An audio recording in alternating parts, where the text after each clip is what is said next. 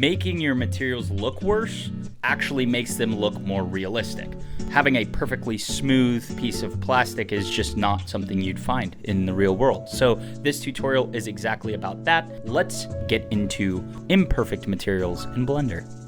So we'll start with clicking on our cube and adding a new material.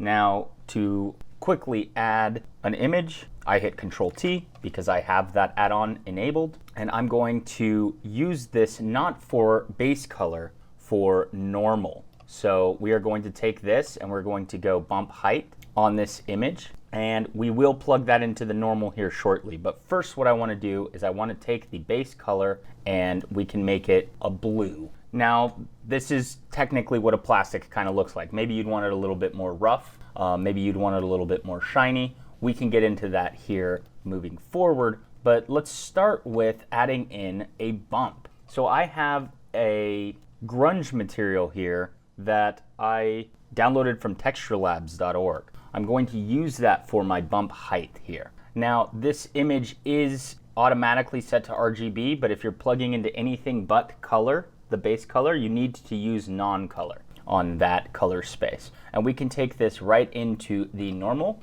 and as you can see, because this is white scratches on a black background, which is not what we want, we need to invert this, because whatever's white in a bump map is going to be sticking out and whatever's black is going to be falling back. So we're going to invert this, and now you can see that these scratches are kind of making little indents. Now we can take the scale of this down a little bit, but this is not a seamless texture, right? So you might run into a couple of the seams showing up in the scratches. Right now, let's just keep this at a large scale just so that we can see what we're working with here. Now, this is a basic plastic texture. If you were to look at this, set this on some of your objects, it's a decent little plastic texture, pretty simple. If you want to just use this for a background object, you can. But there's ways that we can make this look even better. And one of the ways to do that is with roughness. So what I'm going to do is I'm going to select this and I'm going to hit Control Shift D to continuously rip it off of our mapping node here. And I'm going to plug this into a color ramp, and we're going to take that color directly into roughness. Now, what I want to do here is take this 2 right next to the Texture Labs, the image label, and we're going to click that really quickly. That's going to create a separate version from this. So when we change this image, it's not changing that image. And then I'm going to go grab a smudge texture for our roughness. So I'm using this Texture Labs Grunge 241M. I also have Texture Labs Grunge 195M, but I do like this one better. It literally has thumbprints on it. And now what we can do is we can look at this with a little bit of glare on everything, and you can see that it's making it extremely shiny. And the reason for that is it's mostly black, so our roughness is being taken down fairly low. So what we want to do is make sure that nothing is perfectly not rough, because that doesn't exist in nature. So we want to actually take this up to a pretty crushed version of itself. Make sure the darkest darks are actually pretty gray, and the roughest roughs are also slightly gray. And when we shift Control click on our principled BSDF, we should be able to see some of those fingerprints showing up. And if they're not, then what we can do is we can remove this normal just to kind of check out and see how this is looking. Let's see here. I'm not seeing very much of that roughness map. So let's try and crush this down a little bit. Let's take the whites further down like that, and maybe, just maybe, we can drop this down just slightly, right? Just slightly. Now shift Control click back on your principled BSDF, and this doesn't have the bump going into it, right? So all of this detail that you're seeing here is just from our roughness map. So this is how you can get some fingerprints, some dirt, some grunge, makes the plastic look a lot more realistic. This is what you'd find on kind of anything plastic in your house. If you were to hold it up to the light, if it gets a lot of use, you'll see this on there. Now again, this is set to RGB. We need to set this to non-color. There we go. Now you're really seeing the difference with the roughness on this. And this is something you can control on your own. If you don't like how dirty this is, you can kind of drop this back. that will make it a little shinier in some spots. It's totally going to be dependent on how dark your darks are and how bright your brights are. But you can hone that in. Now that we do have some thumbprints and roughness on this, we can plug our normal map back in, and now we have our scratches and stuff like that. And you're getting a great kind of material here that it's got some scuffs, it's got some roughness. It doesn't look like a perfect smooth cube, which doesn't exist in nature. One thing I will change on this bump map is going to be the depth that the bump map's at. I'm going to take this probably down to 0.2. Very, very low on there. I don't want to have super high details, very deep gashes. I want them to be pretty small, pretty smooth. The distance we can set to 0.02, and this is just gonna be a playing thing, right? You're just gonna keep playing with this until you get something that you're looking for. Totally up to you. Now, I will say I'm not sure how I feel about the scale of the scratches, but for now we'll just keep it where it's at. All right. Finally, we're going to do probably the more complex part of this. And this is where we're going to create a new principled BSDF, or you can kind of mix with the base color itself. Personally, I like to change to a new BSDF to get the edgeware in here. And what I'm going to do is I'm going to pretty much just take all of these center ones, and I'm going to go Shift D to duplicate them. And I'm going to come down to these images down here, and I'm going to click that 2. We want to make sure when we change these, it's not going to change the images that we're using here. And this, I'm going to plug right into the surface, and I'm going to change the color of this to something else. You can pick like a non-saturated gray if you want, because this is going to be where the paint is chipping off. The blue paint will be chipped off, and this will be underneath it, and that's what we want here. So base color could be something kind of gray. You could do white plastic. You could do a dark plastic, whatever you want. You just have it contrast with the blue slightly. And we want to make sure that these are also following the mapping node, but not necessarily the original mapping node, because we might want to scale the textures that we put in here differently. So I'm going to just drag these into there. And then I'm going to come in and we're going to change the grunge texture, which is our fingerprints. And remember, I had this other fingerprint grunge kind of smear texture. I'm going to use that one for the underneath plastic, which, as you can see, is already changing things up a little bit. And maybe I will make that grunge show up a little bit more. Maybe even invert them. Yeah, that looks pretty good. Shift, Control, click back on our principled BSDF. And we're going to change out our chipped texture here as well. Now, the last one we used was this one. I'm going to now use this one. And this is just going to be giving us a different style of bump on our material. And we can look at this and see how this looks. If we want to kind of change this, we can. Let's see what we got here. So this is the new thumbprints. This is the new kind of broken chipping. And they're both set to RGB. We need these to be non-color. So do not forget to do non-color with those. Control Shift click back on our principled BSDF, and now you can kind of see what's going on with this new material that we've created. It's following the same exact steps as the one above, but now we're going to mask this out to show this only on the edges. And there's many different ways that you can do that. My favorite way to do that is using the ambient occlusion nodes with some noise. So what I'm going to do is I'm going to take this principled BSDF down. I'm going to go into a mix shader. I'm going to take this principled BSDF into this bottom part of the mix shader. I zoom in on that for you guys. And then put this to the surface. So these are mixing together. If you go all the way to one side, you're getting one material. If you go all the way to the other side, you're getting another material. And that's the factor. So this is what we're going to mask out using the edges of our model. So the first step to get that edgeware is we're going to add in a noise texture. Noise texture is going to take the color into a color ramp. The color ramp color is going to go into an ambient occlusion node. The ambient occlusion color is going to go into another color ramp, and that is going to go into the factor here. Now, as you can see, it's already starting to mask out between the two. First thing we want to do in the noise texture is take that down to 4D. This gives us the ability to kind of change the seed value of where our noise is happening. And then we can take the scale up a decent amount. This is going to be completely up to you and your preference on how you want this to look. And then we are also going to take the roughness up and the lacunarity up. This is, again, completely up to you.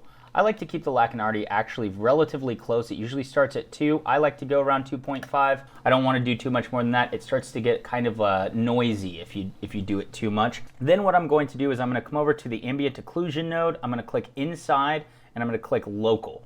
You could take your samples up. I like to take mine to around 30, and I like to take the distance down to 0.8 or 0.08.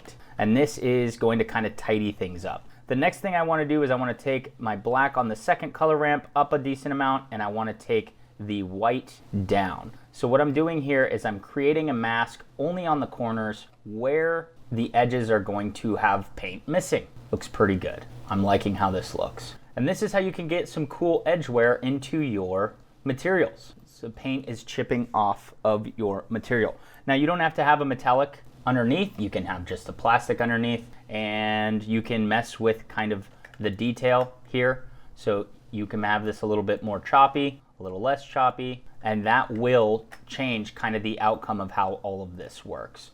I like to kind of keep it strictly to the edges, and the more that you bring this black up, the more you're going to get some changes on the inside. The more you bring the white down, the less changes on the side you're going to get. So this is going to take a lot of like personal preference, right, on how big you want kind of the splotchiness to be. You just take your scale down, you get a bigger, less detailed kind of spots there. I do like to take my detail here up to 4. It's just kind of where I like to have the detail for the paint that's missing. But this is a cool way to get really nice materials that have a little bit more to them than just the blue that we started with. Remember, we just started with a kind of regular looking blue. All right, another thing about this is because this is a procedural material, besides the images, if we go into edit mode here and I hit A for all, what I'll do is I will turn on our view here so you can see what I'm doing.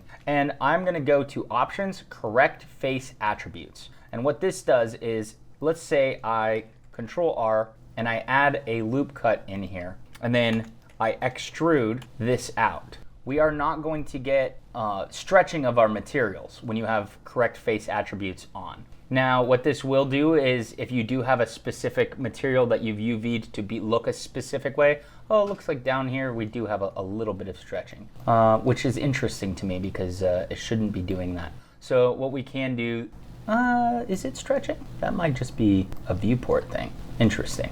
Inset, extrude. If it is stretching a little bit, it shouldn't be with correct face attributes on. Most of it should stay the same. But the nice thing that I'm trying to show you here is that the edges are getting the edge wear no matter how your model looks. So if you bring a model in that you can just drag this onto that model and it will automatically add the edge wear wherever you want it to be. What we can do is we can take all of these and we can go Control G to create a group, and I'm gonna take the color here of our blue. We can plug that into our group input. That's what we got right there. We also can take the color of our gray and put it in there as well. And this way we will be able to kind of control a lot of the settings. What we also can do here is take the W into the group input.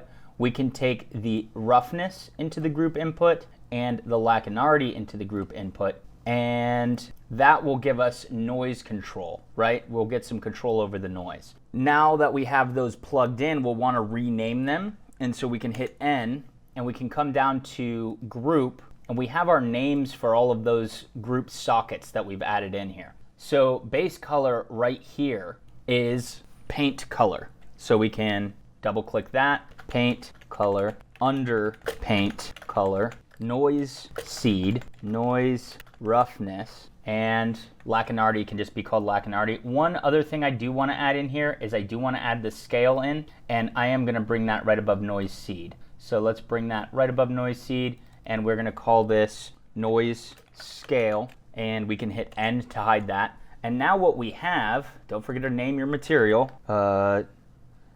paint plus edgewear. Now if I hit tab, we have this socketed node here. And this is what you can end up dragging onto any object that you bring into a scene, but it's got most of the things you want to control just right here in an easy to read little node. So we can change the color of our paint however we want from this node, make it brighter, make it darker, make it black, do an orange color. We can change the other color to be black. You know, you've just got a lot of these controls that you can use. Noise scale, we can take the scale up, take the scale down. Really, however you guys want to use this. Less detail with the lower scale, more detail in the edges with higher scale. You've got, let's stretch this out a little bit. Noise seed to change where the noise is happening. Noise roughness, you can take that down, kind of get some larger blobs going on there, and then take the Lacunarity down if you want no Lacunarity. So all in all, here is your amazing, easy to make material with Edgewear that will update as you are modeling.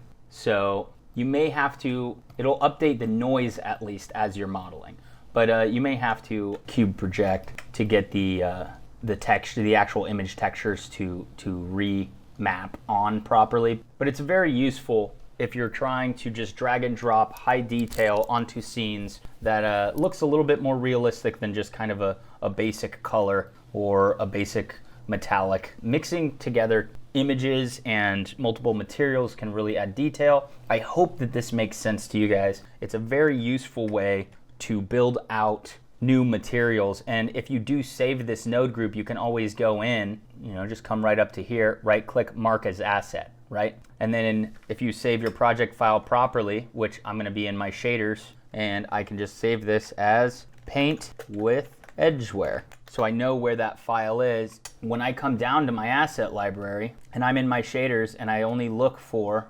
materials, it's like I have my paint with Edgewear right there, and I can just drag it onto anything. I have a lot of different materials in here that I've made using this exact kind of node group setup, right? Now this one's a little bit more complicated, but this is kind of a material that I've used for concrete to get kind of different looking concrete with some different materials in there. But it just becomes a little bit more useful. So I hope you guys have a great rest of your day, and drop a comment if there's anything that you want to know more about. I'm looking forward to seeing you guys in the next video.